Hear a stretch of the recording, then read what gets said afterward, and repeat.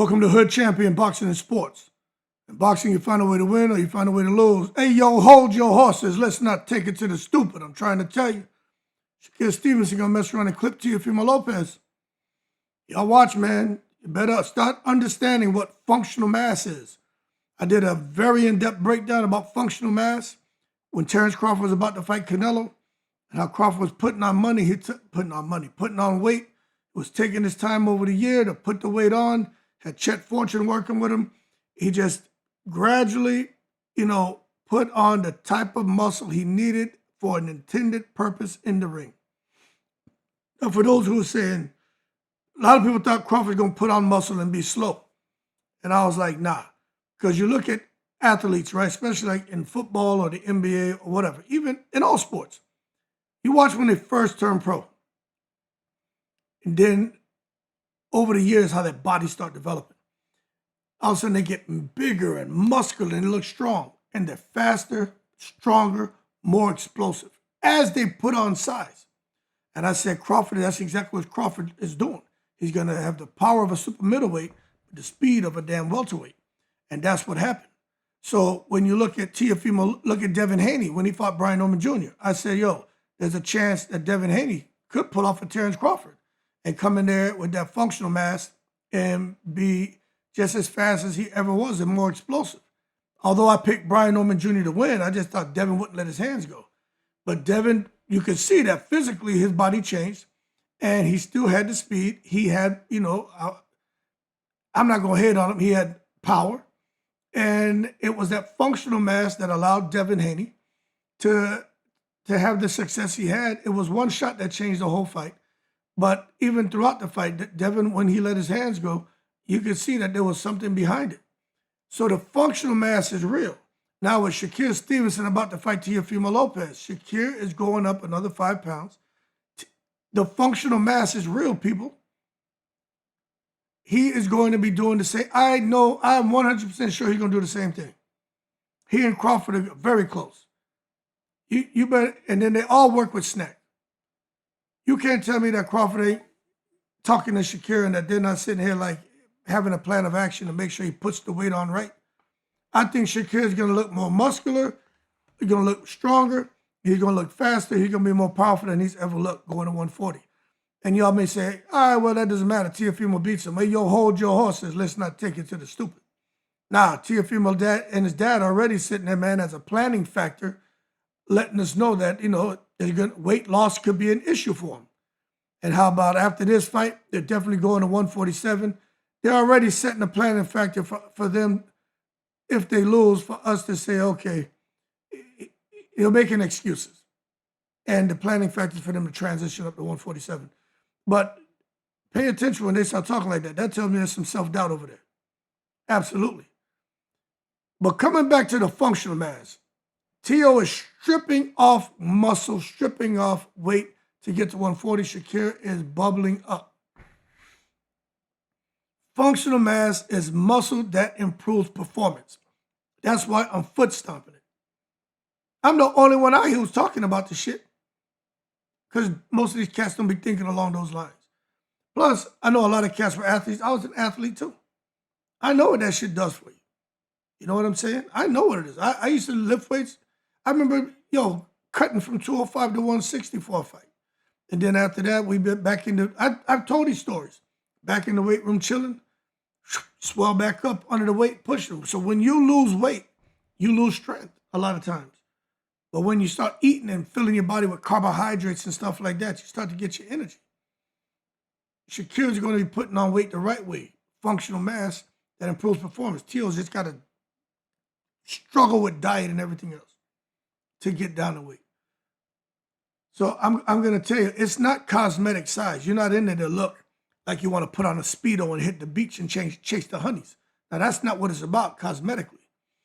It's weight added with purpose, strength that enhances balance, punch resistance, explosiveness, and durability without sacrificing speed, stamina, and timing. Recipe for disaster for Teofimo Lopez. This is not bodybuilder bulk, people.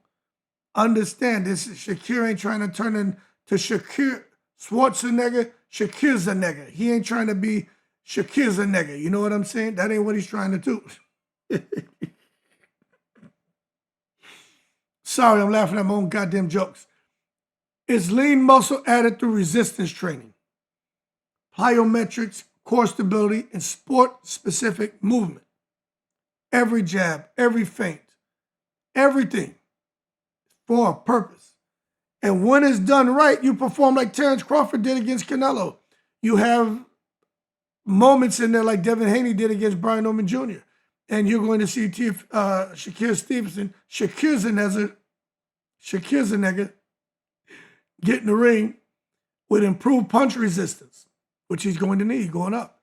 Enhanced clinch strength, stabilizing footwork and his balance, allowing him to sit down on his punches, which is something he needs to do, and protects him against being bullied physical, which is what he's going to need to do.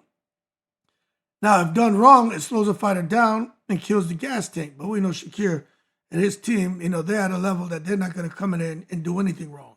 But one person's talking about things that they're doing wrong, and that's Teofimo's dad. And if the man can't make 140, if he shouldn't be coming down to 140, just don't put him in there with Shakur. But I get it. When you're getting paid, the kind of money these guys are getting paid, I mean, they'd probably jump in the river butt naked and swim across with a river of man-eating crocodiles and swim halfway across, splash the water, agitate the crocodiles, and try to make it out to the other side. But back on Devin Haney and Terence Crawford. Terence Crawford didn't jump weights. He grew into the weights. He gradually increased over multiple camps, emphasis on core, hips, and posterior chain, maintained speed and switch hitting ability in every weight division, never looked drained or soft at weigh-ins. By the time he fought bigger men, Crawford just wasn't skilled. He was physically comfortable at the weight. Case in example is what he did there with Canelo just a few months ago. Devin Haney, he was more quiet about it. But he did one of the smartest body transformations in boxing. Focused on strength, endurance, improved ability to absorb punches, better inside control at 140, was still fast, still defensively sharp, and Haney went from being too fragile to physically respectable, which extended his career, raised his ceiling, because he did something not many of us thought he could do when he faced off against Brian Norman Jr. He did the business and almost got a knockout. For Shakur, the advantage of gaining the functional mass, if Shakur puts it on correctly now, he's got to put it on correctly. That punch resistance is going to help. Less impact from Teo's explosive shots. Inside survival, he's going to be able to clinch, turn, pivot, reset, not get bullied. Mental freedom. Fighters who feel strong, they take more calculated risks. Shakur will do that. Late round control. Strength helps keep technique intact when fatigue sets in, so he'll stay composed. And then authority. Even light punches gain respect when backed by structure. So expect Shakur to get his respect in there with Teofimo Lopez. Shakur doesn't need knockout power. He needs enough strength to make Teofimo hesitate. And I think he'll do that. Now, for Teofimo Lopez, the disadvantage of struggling with weight. Weight struggles are one of boxing's biggest silent killers, man. When a fighter struggles to cut weight, reaction time slows, legs fade early. I call that shit dead leg. The chin weakens, emotional volatility increases. We know Teofimo is known for getting in that ring ready to cry and shit. And then cardio becomes unreliable. We don't want to hear about your heart in this fight, Teo. We don't want to hear about your lungs. We don't want to hear about that. Very unfortunate what happened with him with Kambosos. I do believe there was something serious going on with him.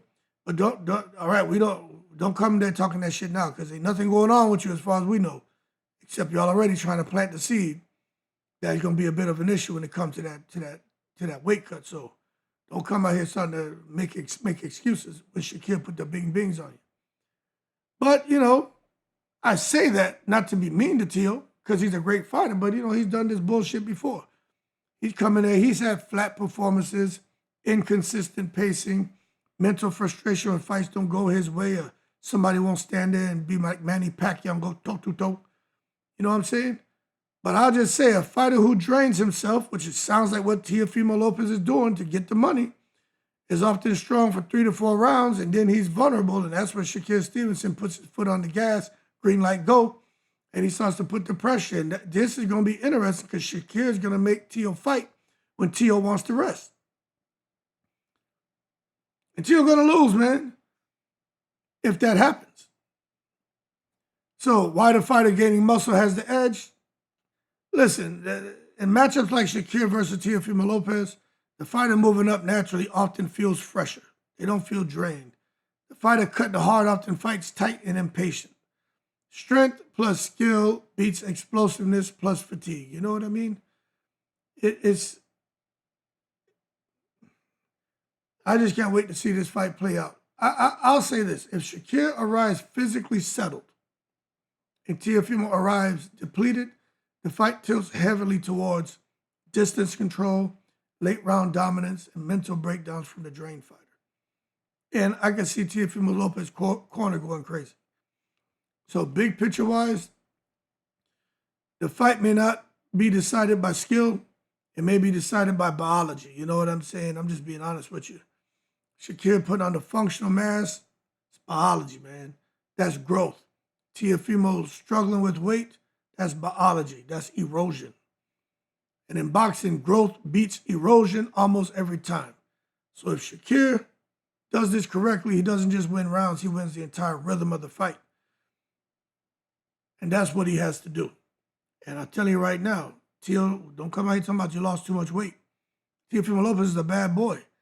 But, you know, Shakur ain't gonna want to hear none of that. He's gonna be like, I told y'all, for real. No excuses, I'm the best. And he just may be. Anyway, we'll see how it all plays out, right? Hey, yo, shout out to the veterans, all 7 continents. Follow me on all platforms. Leave that donation for that fried rice and chicken wings and become a member to the channel. In the breeze.